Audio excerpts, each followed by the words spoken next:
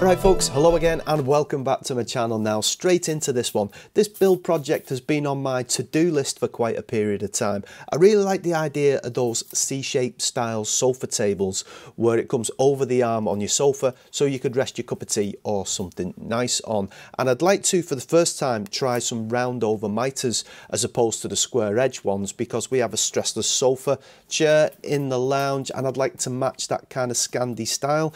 So initially I'm just marking out some approximate measurements for the base, side and the top, and then I have a wonderful piece of Canadian birch. It's looking a little bit tatty at the moment, but I'm hoping when I plane it up later it will look a lot nicer. So once I get it onto my workbench, the next stage is just to mark out those approximate measurements. And again, I'm using a tape measure here that has a little pencil on the underside, which makes it easier to mark. So just give it a little rough mark and then get the Sharpie pen to make it a bit clearer, and then take it over to the mitre saw.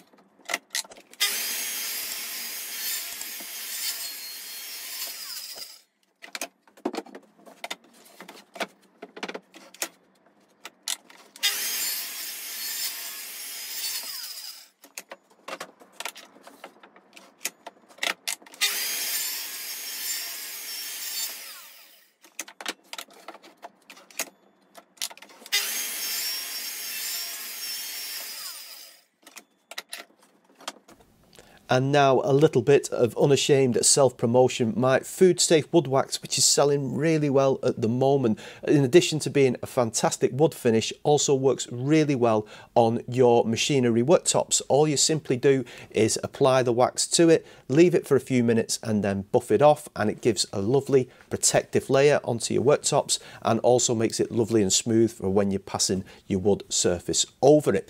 Link in the description, available via my website.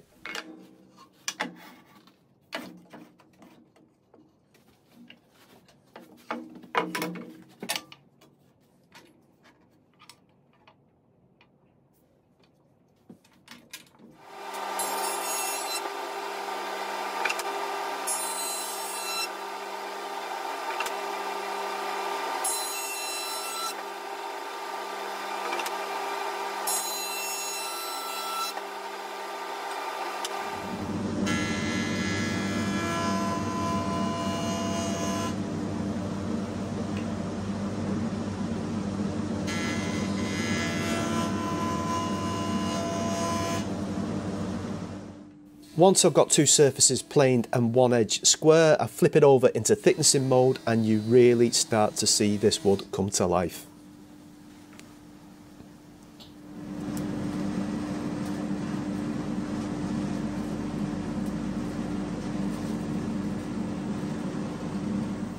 And to square up the last two edges, I run it through my bandsaw using the inch thick blade and some feather boards to support me. Sometimes I use the track saw, but obviously if you've been following me for a while, I don't use a table saw anymore for my health and everybody else's safety. The next step is to stop being vague about measurements and to accurately measure the base plate, which will slot underneath the sofa, the side piece that will go up to just above the sofa arm, and then the top piece that will come along, giving you just enough space to rest your drink on.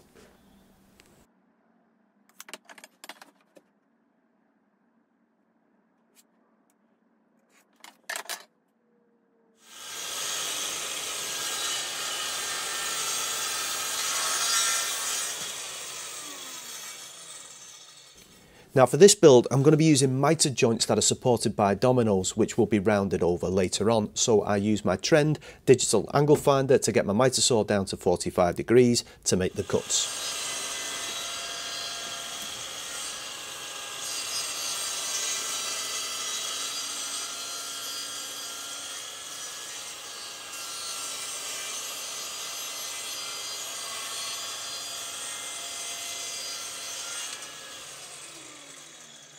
Bit gutted here as there was a little bit of tear out on one of the cuts, but it's going to get the round over treatment later, so hopefully all mistakes will be hidden.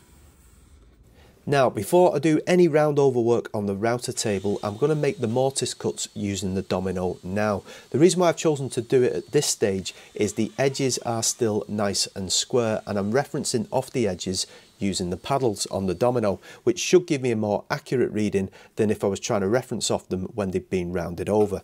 And if you want to know how to use a domino one-handed, yes, a little bit of UPVC pipe certainly does come in handy.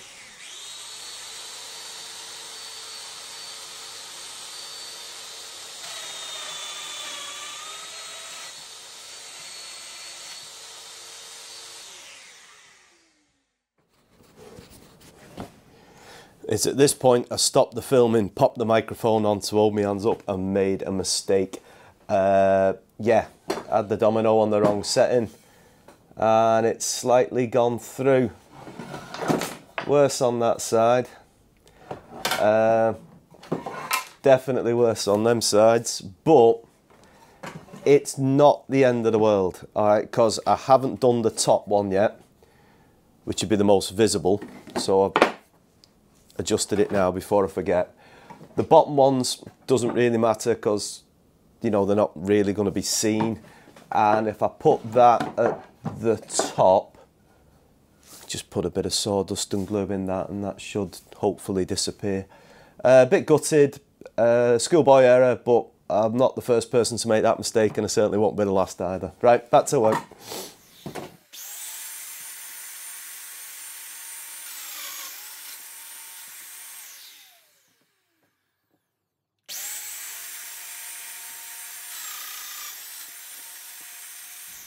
As I am new to the world of rounded over mitres, I thought it would have been sensible to round over the inside edges first before going to the glue up, as that would have meant the round over goes right up to the joint. It kind of makes sense in my head, but when I say it out loud, not so much. Ah yes, mitre corner glue ups, not my favourite thing in the world if I'm being honest, but I will let the video do the talking and your laughing hide my embarrassment.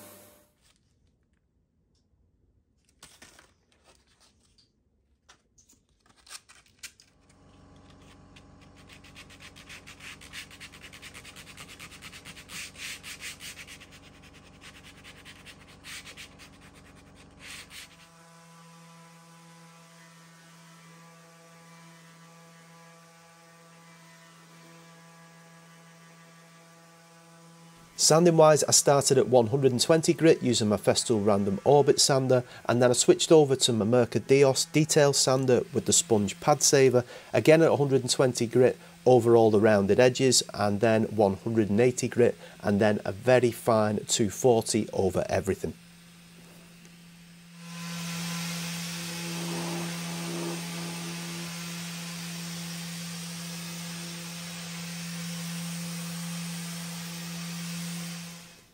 And if you want to know the secret to the perfect finish, in addition to my own wood wax of course, it's these, the tack cloths. It's vitally important that you remove all of that sanding dust from your project before applying any finish. And in my opinion, the tack cloth is the best way of doing that. And finally the finish, which is of course my food safe, vegan friendly wood wax. It's so simple to apply. You simply take a lint free cloth, apply to all of the surfaces, leave for a few minutes and then buff off with either a clean cloth or a paper towel.